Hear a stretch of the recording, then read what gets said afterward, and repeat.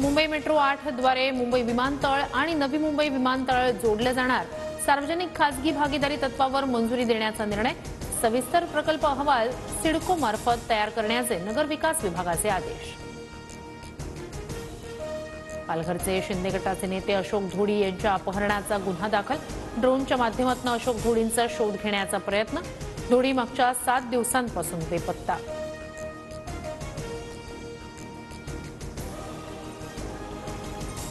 सोलापुरात गुलेनबॅरी सिंड्रोमचा पहिला बळी, 2 संशयित रुग्णही आढळले।